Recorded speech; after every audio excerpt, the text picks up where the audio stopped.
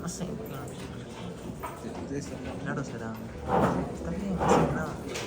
Nada es nada. Disculpen la demora, estoy esperando la clase. Bueno, muy bien, ahora vamos a ver lo que es semiología de aparato respiratorio, ¿ya? Este es un tema bien amplio y es bastante importante porque es muy frecuente que vengan al hospital, a los centros de salud, a la consulta, en fin, pacientes con síntomas de aparato respiratorio. Entonces tenemos que saber muy bien cómo enfocar estos síntomas que trae el paciente. Muy bien, ¿qué vamos a tratar nosotros ahora? La historia clínica, algunos datos importantes en la historia clínica del paciente con síntomas respiratorios y algunos síntomas, ¿no? Y son estos fundamentalmente los que vamos a tratar ahora. Muy bien, entonces en la historia clínica, ¿no? Los datos de filiación, ¿será importante la edad del paciente? Sí. Sí, ¿no? Porque hay enfermedades, ya hemos dicho, igual que en la historia clínica general, que se presentan con mayor frecuencia en los más jóvenes o mayores, ¿no? Por ejemplo, un paciente joven pues, o un niño será muy poco frecuente pensar en una neoplasia, ¿no? A ver, por favor, ¿pueden pasar una hojita ya con su nombre? ¿Qué sección es esta? D de dedo. Ya, solo sección D, ¿ya? Para que tenga resistencia. Ya, entonces la edad, ¿no? Igual la etiología, por ejemplo, de neumonía, no es lo mismo o no son los mismos gérmenes en una neumonía en un recién nacido que una neumonía en un adulto joven o un adulto mayor. Entonces hasta eso es importante. Entonces por eso es importante la edad. El sexo en realidad sí tiene alguna relevancia. En el COVID vimos que era más frecuente en los varones, ¿no? Al inicio, pero después ya hubo una curva y casi se igualó. Y este dato de endometriosis es una situación que es rara, pero sí puede darse, ¿no? La endometriosis significa el tejido, presencia de tejido endometrial, el tejido endometrial normalmente está en el útero, ¿no? Y sufre los cambios hormonales, es el que se desprende cuando hay la menstruación. Entonces, este tejido endometrial podría encontrarse de forma anómala en otros lugares, por ejemplo en la mucosa del bronquio. ¿Y qué va a pasar cuando viene el momento de la menstruación? Va a sangrar, se va a desprender y puede producir de repente una hemoptisis. Entonces, había que tenerlo en cuenta en las damas, ¿no? La ocupación sí es muy relevante porque hay enfermedades, ¿no? La exposición crónica a determinadas sustancias puede provocar enfermedades respiratorias, ¿no? Una de estas, lo más frecuente, digamos, es la neumoconiosis. ¿Qué son las neumoconiosis? Miren ustedes, esa radiografía es el acúmulo de sustancias inorgánicas, polvos inorgánicos en el pulmón, que pueden llevar a una enfermedad respiratoria crónica y que pueden ocasionar incluso que el paciente sea dependiente de oxígeno, sea un inválido pulmonar, ¿no? A la larga. Entonces, dentro de estas neumoconiosis tenemos pues la silicosis, que es la exposición al sílice, ¿no? En los mineros de socavón informales que trabajan sin ningún tipo de protección, hay asbestosis, ¿no? Trabajan con asbesto, fundamentalmente en los materiales de construcción, pero ya felizmente como se vio que esto es muy tóxico, ya no se usa para los materiales, los prefabricados. La talcosis también, la kaolinosis son polvos que se utilizan para la industria cerámica, cosmética, ¿no? Y si el trabajador está sin protección, sin las medidas de protección, pues puede pasar esto en sus pulmones, ¿no? Y antracosis, el carbón, incluso la contaminación ambiental en los choferes podría ocasionar que haya carbón, ¿no? Se acumule polvo de carbón en sus pulmones. Entonces, las neumoconiosis, preguntar sobre las enfermedades, la ocupación, ¿no? Los pacientes. Las enfermedades alérgicas también, ¿no? Podrían estar relacionadas con la ocupación, de repente jardineros o pacientes que trabajan con productos químicos, ¿no? Podrían tener una tos crónica, una rinitis crónica, ¿no? Y por la exposición continua, ¿no? Y se había descrito también el enfisema pulmonar, que es la acumulación de aire en el tejido pulmonar, que era generalmente, fundamentalmente o se vio, ¿no? Relacionado a aquellos músicos que tocaban instrumentos de viento, ¿no? Que tenían más frecuencia de desarrollar enfisema. Entonces eso también es para tenerlo en cuenta, ¿no? La procedencia, también importante, de dónde vienen nuestros pacientes, para ver pues, la prevalencia de algunas enfermedades, por ejemplo, parasitosis, ¿no? Nuestra gente del Ande, de Puno, por ejemplo, ellos están acostumbrados a tienen sus estancias, tienen sus vaquitas, su ganado, tienen sus perritos, y cuando viene con problemas respiratorios tenemos que pensar en hidatidosis pulmonar, ¿no? ¿Qué es la hidatidosis pulmonar? Miren, acá pueden ver un quiste, una imagen quística redondita, ¿sí? Con una imagen blanca acá, ¿no? Y es líquido. Entonces, ese es un quiste y eso es producido por un parásito que se llama el quiste hidatídico, ¿no? La hidatidosis. Y ese parásito es transmitido por el perrito. El perrito de estas personas que comen las vísceras crudas de los animalitos, de las vacas, el ganado, en fin.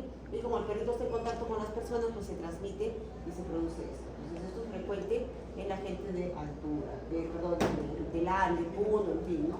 Y la altura que está en relación a la hipoxia crónica, ¿no? Gente que vive por encima de los 4.000 metros cuadrados, así, hipoxia crónica, pueden desarrollar problemas respiratorios a la larga. Entonces, otro aspecto importante en la historia clínica son los antecedentes, ¿no? El antecedente personal de tabaquismo. Ya saben que el tabaquismo está asociado con enfermedad pulmonar obstructiva crónica, con cáncer de pulmón y con otros cánceres, pero ahorita estamos hablando más del aparato respiratorio. Entonces, no solamente preguntarle al paciente si fuma o no fuma, sino cuánto fuma y durante cuánto tiempo ha fumado. Las enfermedades anteriores también, ¿no? Si el paciente ha sufrido una cirugía reciente o si el paciente está inmovilizado, tiene problemas para movilizarse porque ha sufrido un accidente cerebrovascular o algo. Entonces, estas situaciones de inmovilización de la cirugía pueden llevar a que se formen coágulos en los miembros inferiores, o sea, trombosis venosas profundas en miembros inferiores, y alguno de estos trombos en algún momento, algún coágulo puede ir hacia el pulmón y producir un tromboembolismo pulmonar. Entonces, el paciente va a venir con una insuficiencia respiratoria aguda. El paciente que viene a la emergencia con insuficiencia respiratoria aguda y ha estado postrado, tienen que pensar ustedes en que podría tratarse de este cuadro, ¿no? O atelectasia pulmonar. La atelectasia pulmonar es la obstrucción de un bronquio por secreciones que el paciente no puede eliminar, ¿no? Porque de repente está muy debilitado, no tose, ha sufrido una cirugía reciente con anestesia y no la elimina, entonces se forma una secreción, tapa el bronquio y produce una insuficiencia respiratoria aguda. Entonces, las enfermedades anteriores importantes, ¿no? Si el paciente tiene alergia, ¿no? Relaciones con asma bronquial, por ejemplo, si consume fármacos, ¿no? Tiene que decirle todos los fármacos que consume este paciente. El domicilio, el tipo de vivienda, la crianza de animales, para lo que hemos mencionado, ¿no? Tuberculosis, hidatidosis, ¿no? La micosis, ¿no? Hongos, presencia de hongos, sobre todo en lugares muy húmedos. La citacosis relacionada con la gente que cría, transmitida por aves, ¿no? Gente que cría eso por hobby, loritos, ¿no? Entonces podrían transmitir estas cosas que da una neumonía. Y los antecedentes familiares que también son importantes, sobre todo para ver enfermedades genéticas. Entonces, la historia clínica. Ya sabemos que tenemos que investigar después sobre la enfermedad actual, ¿no? Todo lo relacionado al motivo por el que viene el paciente. Y estos son los síntomas y signos principales de aparato respiratorio. Nosotros ahora vamos a notar estos que están en rojito. Los demás, dolor torácico y cianosis, que son muy importantes, los van a ver en la siguiente clase. Tos. Bueno, la tos puede ser la asociación de movimientos expiratorios violentos contra una glotis cerrada. Todos hemos tosido, ¿no? Alguna vez todos han tenido tos, ¿no? Entonces, la tos no es más que un mecanismo de defensa, ¿no? Cuando hay algún elemento extraño o algo que está inflamando, irritando, pues se produce la tos para poder expulsar eso que está irritando, inflamando la vía respiratoria, ¿no? Entonces deja salir aire, secreciones, elementos extraños, ¿no? La tos puede ser voluntaria. Si yo les pido ahorita que tosen, ¿no? Sí. Y si sentimos alguna molestia, tosemos para eliminarla, ¿no? Pero puede ser refleja, ¿no? Cuando hay una infección respiratoria, por ejemplo, no estamos queriendo toser todo el tiempo y viene la tos. Entonces puede ser voluntaria o refleja. ¿De dónde viene el estímulo para la tos? Acá en el bulbo raquídeo hay un centro, que es el centro de la tos. De aquí va a venir un estímulo aferente y de este centro de la tos va a salir el estímulo eferente, que le va a ordenar a los músculos intercostales, al diafragma, que hagan esos movimientos para que yo pueda toser, ¿ya? ¿De dónde viene? Viene hasta de la nariz, ¿sí? Un problema en la nariz puede estimular este centro y producir tos, ¿no? En la faringe, en la laringe, en los bronquios, en los pulmones, obviamente, en la pleura. Todos esos órganos tienen vías aferentes que pueden llevar el estímulo de la tos. Y también, ¿no?, de manera peculiar, también puede haber este estímulo, miren, en el estómago, ¿no?, en el hígado, en los riñones, en el útero. Es un estímulo que salga del útero que puede producir tos, ¿no? Veo raro, un poco raro, pero podría ser, ¿no?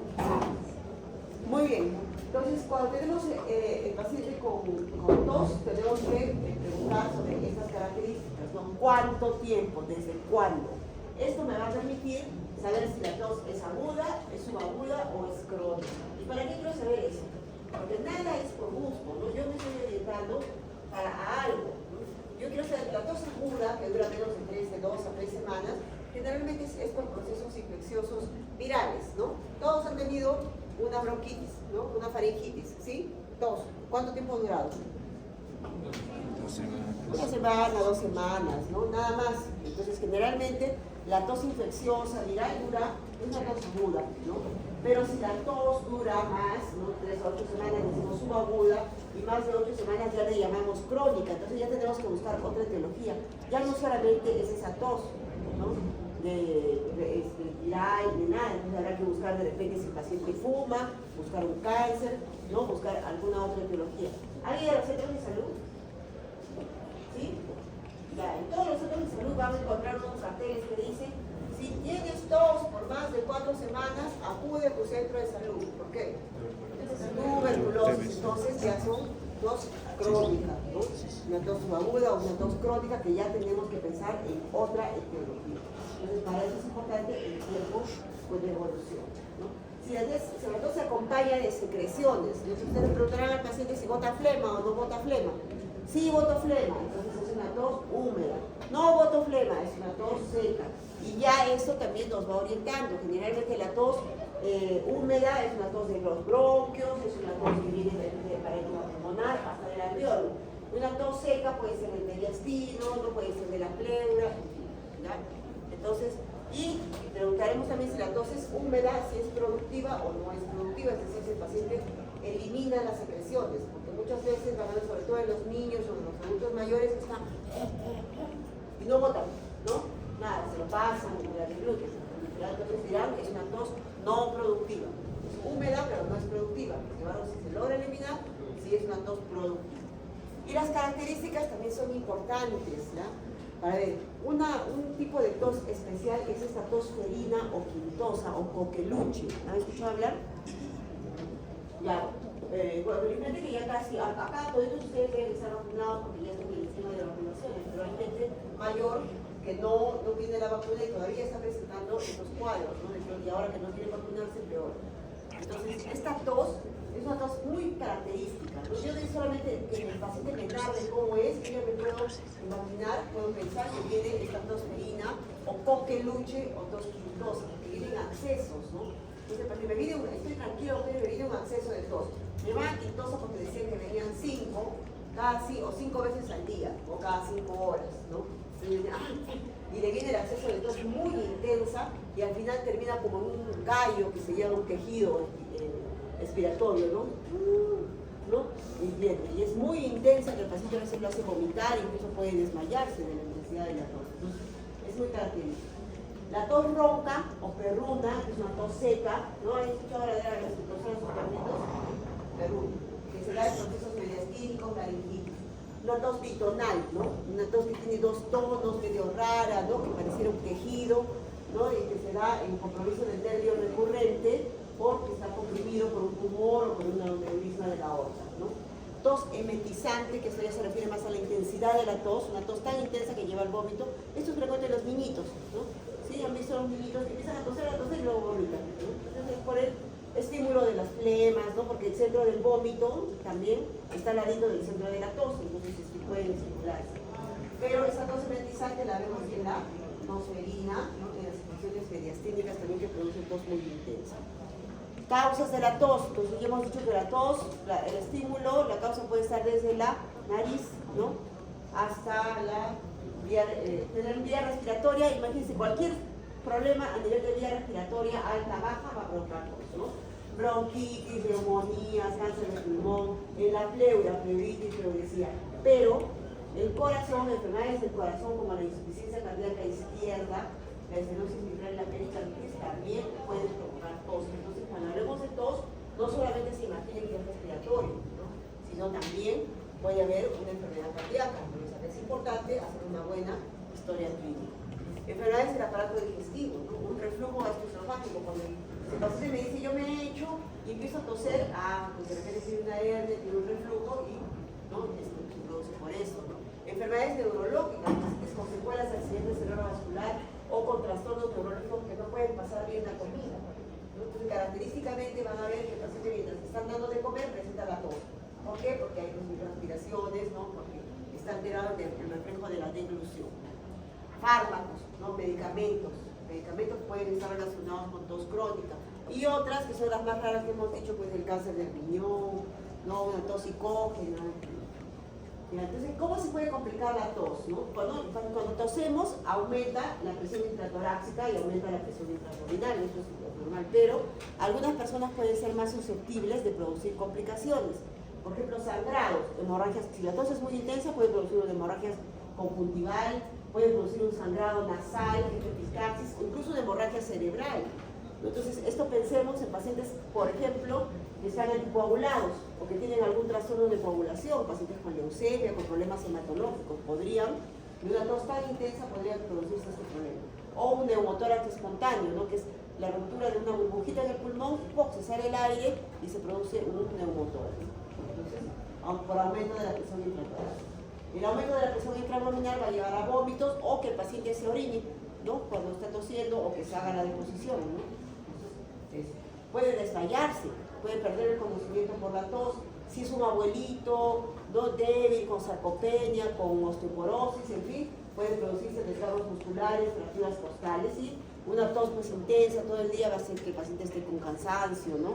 Con insomnio. Entonces, esto es lo que ya hemos hablado, ¿ya? De cómo tiene que enfocar la anamnesis el paciente que viene con tos y qué fármacos podrían estar relacionados, ¿no? Betabloqueadores por vía oftálmica, ¿no? El paciente, yo uso mis gotas, doctora, y estoy contento, entonces habrá que ver. Si no encuentran nada en el examen y nada, por los asesores auxiliares, pues de repente sea con gotitas que usan, ¿no? Los inhibidores de la ECA son fármacos que se usan para el tratamiento de la hipertensión arterial. Es muy frecuente, ¿no? Los PRIL. El enalapril, el captopril, entonces podrían estar relacionados a tos crónica, que suspenderlos, ¿no? Aspirina, antiinflamatorios no esteroideos, que el paciente también puede estar consumiendo en forma crónica, inhibidores de la colinesterasa, bueno, eso no se usa mucho. Nitrofurantoína sí es un antibiótico de vías urinarias, la biodarona es un antidiabético, los mismos inhaladores que usa el paciente para su asma, en fin, podrían estar en relación a tos crónica. Preguntar sobre todos esos síntomas, ¿no? Eso es simplemente para recordarles lo que les he dicho, ¿no? El momento, la tos cardíaca, ¿no? La tos por insuficiencia cardíaca, la tos por el reflujo gastroesofágico, que realmente se va a presentar en la noche cuando el paciente se echa, ¿no? La tos que se presenta cuando el paciente está haciendo ejercicio podría ser relacionada con asma bronquial, ¿no? Cuando le están dando de comer, pues por un trastorno o algún problema en la deglución, con cambios posturales, ¿no? Las bronquiectasias. Las bronquiectasias son una dilatación del bronquio, ¿no? De los bronquios pequeños por inflamaciones crónicas, secuela de tuberculosis, a veces se dilatan y forman como unas cavidades que se llenan de secreción, de flema, ¿no? Entonces, y el paciente ya sabe que el paciente se echa boca abajo, a veces un poquito inclinado y elimina gran cantidad de secreción, ¿no? Entonces, es cambios posturales, ¿no? El drenaje postural. Y en determinados ambientes, ¿no? Entonces, también tener en cuenta si el síntoma principal es tos, que otros síntomas concomitantes tienen, ¿no? Si le silba el pecho, ya estaremos pensando que hay una broncoconstricción. Si hay la expectoración, ¿no? Que vamos a ver ahora. Muy bien, entonces acá para que recordemos nada más que la tos del bronquio, del parénquima pulmonar, generalmente son tos húmedas, ¿no? Con flema, ya con expectoración abundante. La del compromiso alveolar generalmente es seca, pero rápidamente se hace húmeda. Y la de la pleura hay glándulas, no, es una tos seca, igual que la de los mediastinos, ¿no? Una tos seca. Pero nuevamente todo lo que tenemos que preguntarle al paciente sobre la tos, ¿no? Para las características que ya hemos mencionado. Muy bien, entonces sí, doctora, tengo tos y tengo flema. Entonces habrá que preguntar que qué características tiene la flema, cuáles vamos a investigar, ¿no? Muy bien, las glándulas, en las personas sanas, las glándulas que se producen diariamente 100 mililitros, pero que no los estamos deglutiendo, ¿no? Acá nadie está botando acá algo sus flemas, digo, no, porque es algo insensible, ¿no? Entonces la expectoración es la expulsión a través de la boca y por el interior de la tos, generalmente viene tos y se elimina la flema de secreciones acumuladas en el árbol respiratorio. ¿Qué contienen estas secreciones? Pueden contener productos resultantes de la necrosis, por ejemplo, en un proceso inflamatorio, sangre, puede haber, no mezclas de sangre, pus, casio, ¿en qué situación? Tuberculosis, ¿no? O simplemente una hipersecreción de las glándulas mucosas, hipersecreción. ¿Por qué? Por inflamación, ¿no? O sea, las glándulas están secretando más. ¿Qué tengo que preguntarle al paciente? ¿No? Sobre todo, ¿qué cantidad, no? Las bronquiectasias, que es lo que hemos hablado, esta dilatación de las partes de los bronquios pequeños, ¿no? Que se acumula ahí gran cantidad de secreción, pues va a ser una gran cantidad de expectoración de las bronquiectasias o los abscesos, ¿no? Un gran absceso en el pulmón va a eliminar mucha secreción. Vamos a preguntarle sobre el color. Muy bien, señor. ¿Y qué color es su flema? ¿De qué color es? Entonces tenemos estas características, ¿no? El rumbroso. ¿Cómo es el rumbroso? El rumbroso es como el color de, no es marrón, es como el color de ladrillo, ¿no? De ladrillo, así como este. ¿Ya? ¿Qué significa eso? Que es pus, con restos de necrosis de repente, y también hay un poquito de sangre, y por eso toma ese color que es característico de la neumonía, ¿no? Un color vino oscuro, por ejemplo, se va a encontrar en el cáncer, el carcinoma bronquial. Jalea de rosellas, ¿no? Jalea de rosellas es un color rojo, vivo, ¿no? Como las rosellas son con las frambuesas, ¿no? Es un color bien rojo, ya en la tuberculosis pulmonar. Achocolatado en el absceso hepático a mediano. ¿Qué tiene que ver el absceso hepático acá?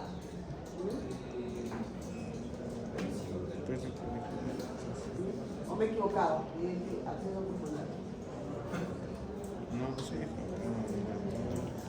Bueno, antes veíamos más esto, ¿ya? Ahora felizmente que no, porque la gente busca ayuda más rápido, ya nadie deja que eso se complique tanto. Pero se formaban abscesos por amebas en el hígado, ¿ya? Y esos abscesos podían progresar y abrirse al diafragma y atravesar la pleura y llegar a un bronquio.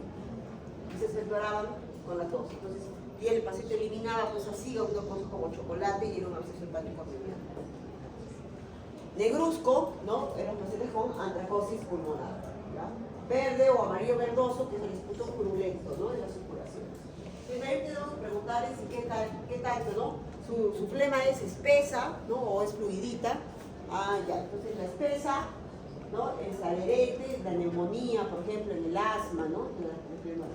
Y es fluida, como agüita, en el edema agudo del pulmón. ¿Por qué? Porque es por extravasación, ¿no? En el edema agudo del pulmón está saliéndose el líquido de los vasos hacia el pulmón y eso se puede expectorar, ¿no? Pero es una secreción bien fluida. El olor, ¿no? Puede ser pues, muy fétido en el caso de las circulaciones o puede oler a levadura en el caso de la micosis, ¿no? El paciente le podemos preguntar si el sabor, ¿no? ¿Qué sabe? Entonces la sangre tiene un sabor especial y el paciente les va a decir, ¿no? Como a sangre, ¿no? ¿Qué sabe? O el salado, como agua de mar, característico del quiste hidratídico, cuando se está eliminando un quiste hidratídico que vamos a ver después. Entonces, ¿cómo lo clasificamos según su característica? ¿No? Sí, serosa, ya hemos dicho serosa, transparente, fluida, que es la del edema agudo del pulmón, ¿no? El edema agudo del pulmón, que generalmente con espuma, con disnea, viene el paciente, es un color blanquecino o rosado, ¿no? Serosa. La mucosa, que es medio transparente, incolora, espumosa, en el asma, por ejemplo, o en la bronquitis no complicada, ¿no? Transparente. Y esta que ya sabemos que es la purulenta, ¿no? Mucopurulenta, purulenta de las infecciones, ¿no? Y se llama también esputo nummular, porque a veces han visto la moneda de 5 soles, que tiene un centro que es de un color y luego alrededor, ¿no? Otro color. Por eso se llama nummular, porque viene de moneda. ¿No? Van a ver ustedes el centro que es así bien viscoso con la pus y alrededor es así medio transparente. Entonces son puntos mucopurulentos. Puede ser fétida, ¿no? ¿De dónde? Las infecciones. Y sanguinolenta, que no confundir con la hemotisis, ¿no? ¿Ya? sanguinolenta en el esputo hemoptoico, que es el rumbroso, que ya hemos visto en la neumonía, o con estrías de sangre, el rojo vinoso, el palea de Rosella, ¿no? Con el cáncer de pulmón y la tuberculosis pulmonar. Un tipo de expectoración especial es la vómica, ¿ya? Se llama vómica porque es una expectoración de bastante cantidad, o sea, en una sola vez, ¿no? O a bocanadas, el paciente puede expectorar hasta 300 mililitros, o sea, quiere decir 300 mililitros, ¿no? Con una botellita de secreción. Una taza, más de una taza de secreción que la elimina de un momento a otro. ¿De dónde viene esta secreción? Generalmente puede venir de grandes abscesos que pasan en el pulmón o esta situación que es frecuente que lo que hemos visto, ¿no? El quiste hidatídico. Se forma un quiste dentro del pulmón que luego se abre hacia un bronquio y se puede eliminar. Entonces el paciente me va a decir, he eliminado un agua salada y también a veces puede eliminar los restos del quiste, ¿no? Las membranas del parásito, y les va a decir que es como la piel de las uvas, ¿no? El pellejito de la cascarita de las uvas, así he eliminado todo, ¿no? Con el agua, entonces, con el líquido salado. Entonces es característico del quiste hidatídico. Entonces acá tiene un gráfico más o menos de dónde puede venir esta vómica, ¿no? Puede venir de un absceso que está en la pleura, ¿no? O un derrame pleural líquido en la pleura que de pronto se abre hacia el pulmón, agarra un bronquio y puede expectorar gran cantidad. Entonces tenemos una bronquio pleural, en la pleuresía neumocoste, en la tuberculosis pulmonar. No puede venir del pulmón, ¿no? Un absceso pulmonar, una bronquiectasis, una caverna, el quiste hidatídico que está en el pulmón, se abre hacia el bronquio y se elimina, ¿ya? O lo que habíamos mencionado del absceso hepático, ¿se acuerdan? Un absceso del hígado que también se abre hacia arriba a través del diafragma, la pleura, en fin, alcanza un bronquio y puede eliminarse. Entonces, abscesos hepáticos, perinefríticos, ¿no? Podría ser abscesos subfrénicos, o sea, debajo del diafragma por una úlcera duodenal, pero que no lo vemos con mucha frecuencia. Muy bien, hemoptisis.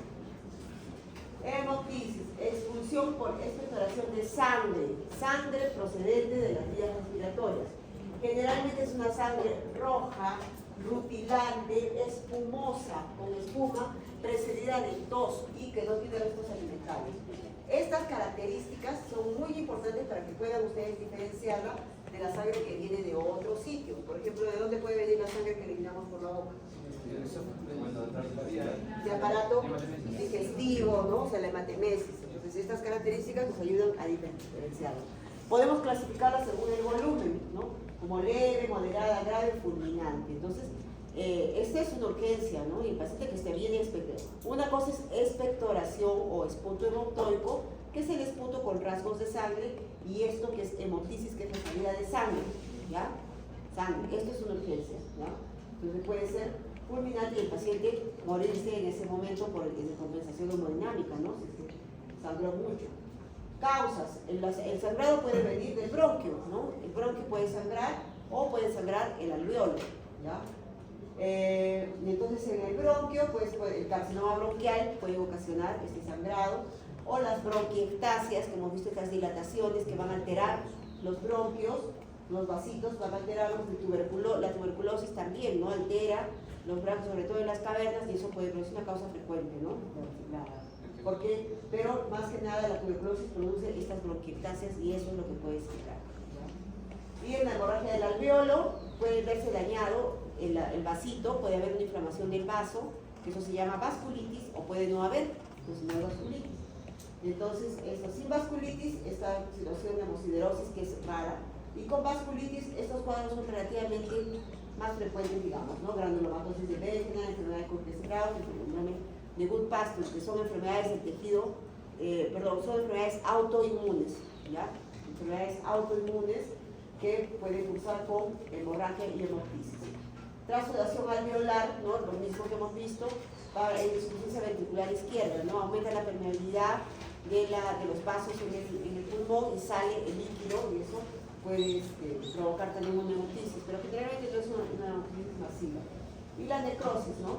Formación de cavidades o abscesos, que también sangran, van a dañar los vasos, sangran y pueden producir hemoptisis.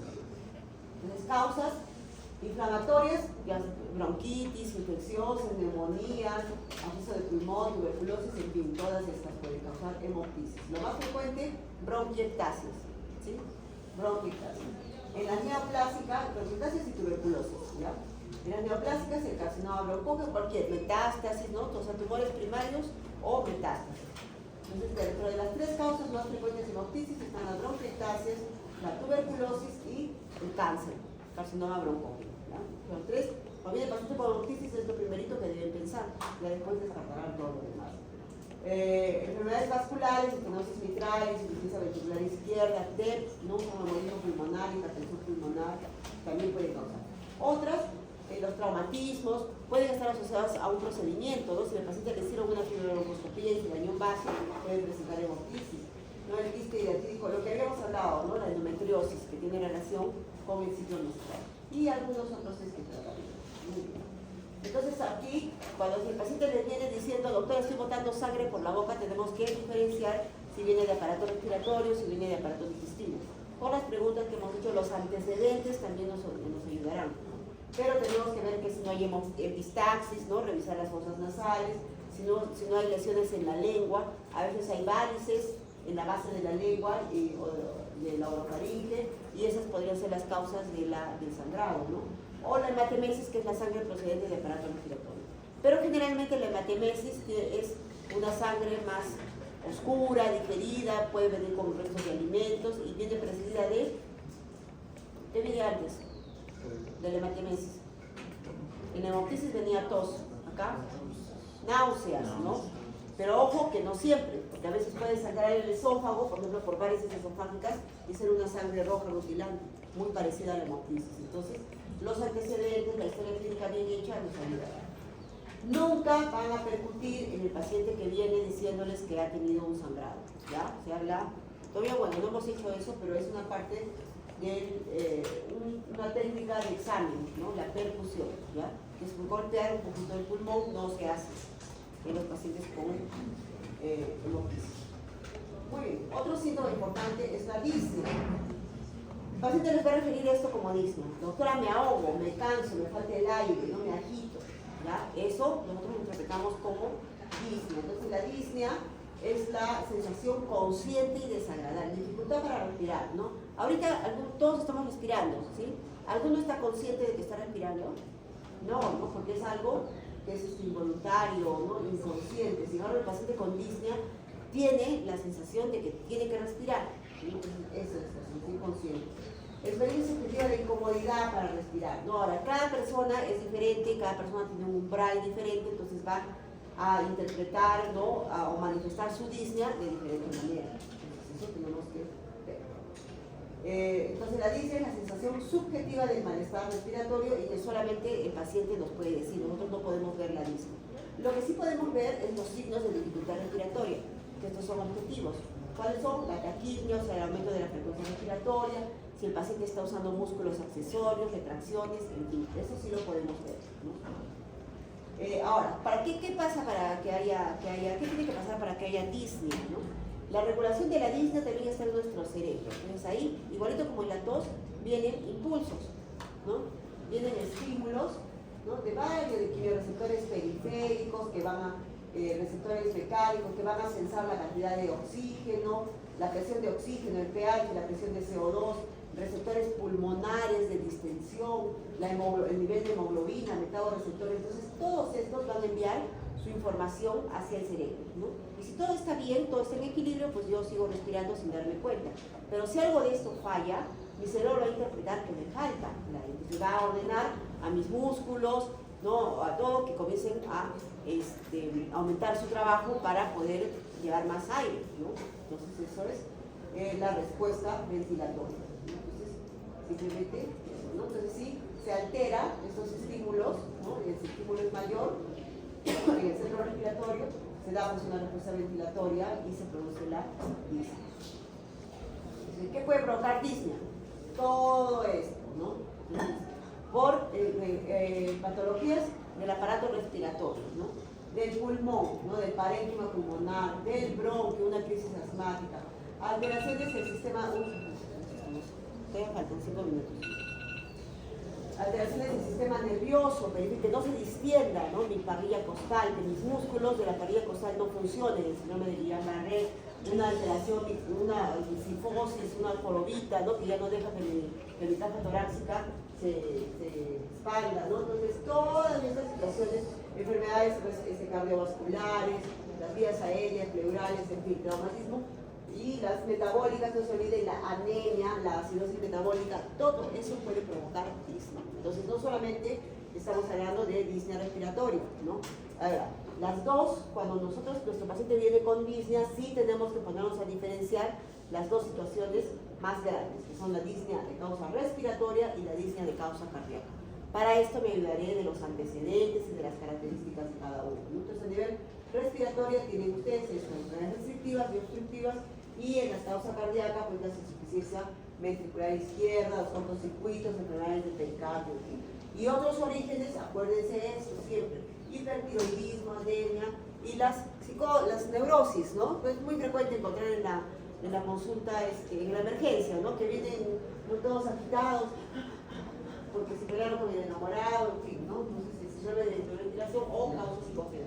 Pero yo no voy a etiquetar de golpe a mi paciente como que, ay, es histeria. No, no. Si no tengo que evaluar que no sea una causa orgánica.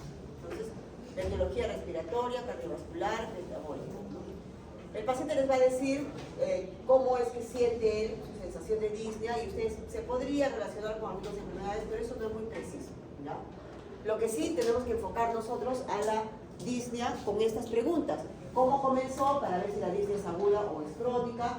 ¿Cuál es su intensidad y calidad? Para ver si es una disnea de esfuerzo o una disnea de reposo. ¿En qué momento aparece? Para ver si tiene relación con la posición, para ver si hay ortopnia o disnea paroxística nocturna, que eso es característico de la insuficiencia cardíaca. Entonces ya estaríamos ante una disnea de origen cardíaco, no respiratorio.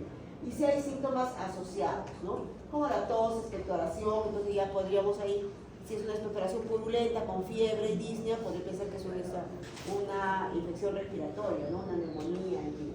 Entonces, la forma de aparición súbita de un momento a otro nos lleva a estas etiologías, ¿no? Un infarto agudo de miocardio, una insuficiencia cardíaca aguda, una crisis de asma, un tromboembolismo pulmonar, neumotórax, en fin, ¿ya? Una disnea progresiva, pues un EPOC, de repente, ¿no? Enfermedades del intersticio. También no olviden la obesidad, ¿no? La anemia, el problema de tiroides, en fin, que puede llevar. Para la intensidad, pues tenemos este cuadro, esta clasificación según la New York Heart Association, que la clasifica en 4 grados, estudienlo, repásenlo, pídanle a sus doctores que les enseñen a los pacientes. Y bueno, ¿en qué momento? ¿No? Ortopnia, que es una incapacidad para el decúbito, ¿no? El paciente, si se echa, no puede respirar, tiene que estar sentado, y eso se llama ortopnia. Se levanta en la noche porque le falta el aire, disnea paroxística nocturna. Entonces las dos son características de insuficiencia cardíaca. Repopnia, que se siente mejor si se pone de costado, los derrames pleurales,